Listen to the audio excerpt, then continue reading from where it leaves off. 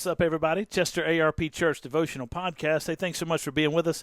We get started Ezra chapter 6 today, beginning in verse 1. We'll work our way through verse 12. This is a wonderful part of the story. It's a remarkable part of the story. It's a really good turn of events. I think you probably know, if you've read the book of Ezra, you know what's coming. But in my build-up, if you've been with us the last couple podcasts, you have an idea of what's coming. But basically, the people of God were told, stop rebuilding the temple in chapter 4 by King Artaxerxes. Chapter 5, God sends two prophets, Haggai and Zechariah, says, what are you doing? Get serious about building the temple. And, of course, in their prophecies, they reference, we have in the scriptures, Haggai and Zechariah, they reference Cyrus's decree that the people of God be able to return home and rebuild the temple, and that everything would be given to them to build the temple. So the people of God, the Jews, get serious in Jerusalem. They start rebuilding that temple. Tattenai, the governor, comes to him and says, who told you to do this? You were told to stop doing this. Who told you to do this? They said, well, we have received word from our God. We're going to keep working. This is a history. Certainly there's a connection to Cyrus's decree. And Tattenai, the governor, says, all right, we're going to send a letter to King Darius now, who's on the throne, and we're going to let Darius give us a response regarding this particular issue. But God's eyes and his providence were upon them. And so they were allowed to continue, or basically said, we're going to continue building the temple until we hear back from Darius. Word sent to Darius, and now Darius's response comes here in chapter 6. Darius, the king of Persia, made a decree, verse 1 of Ezra 6. Made a decree, and a search was made in Babylonia in the house of the archives where the documents were stored. In Ecbatana, the citadel that is in the province of Media, a scroll was found on which this was written, a record. In the first year of Cyrus the king issued a decree concerning the house of God at Jerusalem. Let the house be rebuilt, the place where sacrifices were offered, and let its foundations be retained. Its height shall be 60 cubits, and its breadth 60 cubits, with 3 layers of great stones and 1 layer of timber. Let the cost be paid for from the royal treasury, and also let the gold and silver vessels of the house of God, which Nebuchadnezzar took out of the temple that is in Jerusalem and brought to Babylon, be restored and brought back to the temple that is in Jerusalem, each to its place. You shall put them in the house of God. Now therefore Tattenai, the governor of the province beyond the river, Shethar and Shethar-Bozenai, and your associates, the governors who are in the province beyond the river, keep away. Let the work on this house of God alone. Let the governor of the Jews and the elders of the Jews rebuild this house of God on its site. Moreover, I make a decree regarding what you shall do for these elders of the Jews for the rebuilding of this house of God. The cost is to be paid to these men in full and without delay from the royal revenue, the tribute of the province from beyond the river. And whatever is needed, bulls, rams, or sheep for burnt offerings to the God of heaven, wheat, salt, wine, or oil, as the priests at Jerusalem require, let that be given to them day by day without fail, that they may offer pleasing sacrifices to the God of heaven. Pray for the life of the king and his sons.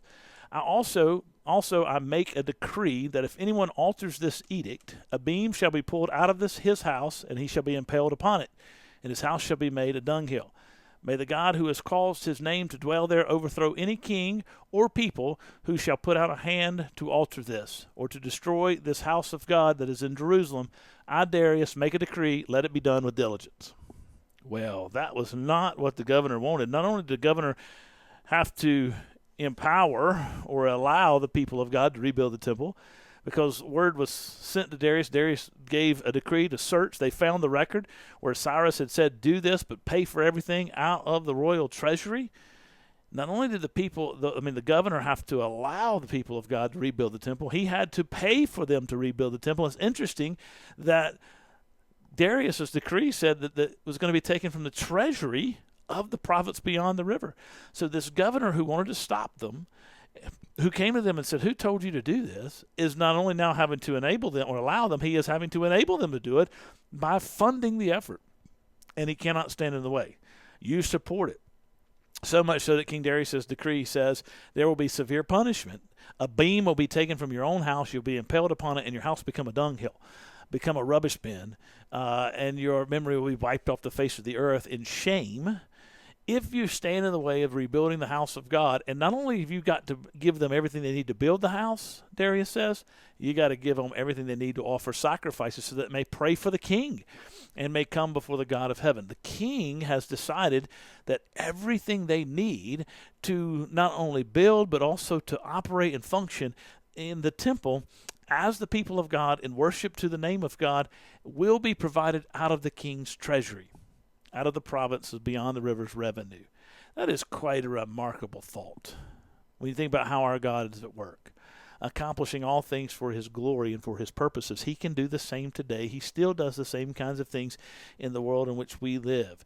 He takes the most unexpecting people and unsuspected people and turns them into his servants, whether they want to be or not.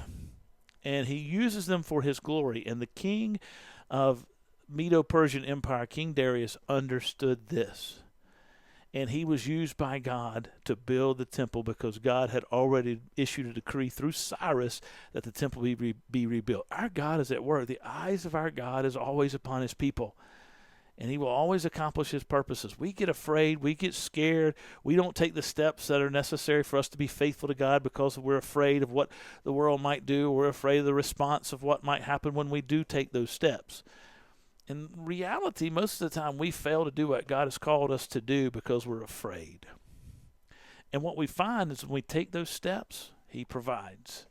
He provides everything we need. And these folks took the steps to do what God's called them to do at the urging of the prophets, and God provided everything they needed. From the hand of Darius through the province beyond the river, everything they needed was provided for them so that they may bring glory to the name of God and testify to his goodness. We are called to accomplish God's purposes in his will, to testify to his glory. We've got to learn to trust him to provide whatever we need if we take the steps. It's so much easier oftentimes to say no, to sit on the sidelines. I don't know if I should do this. I don't know if I should take this opportunity. I don't know if I should go in this direction. And it's fear. And reality is you know exactly what you should do, but you are hesitant because you're afraid that God won't provide. God will provide. Take the steps. Let him provide. Let him show you how he'll do it. Be bold in faith for him. You guys take care. God bless you. I'll catch you next time.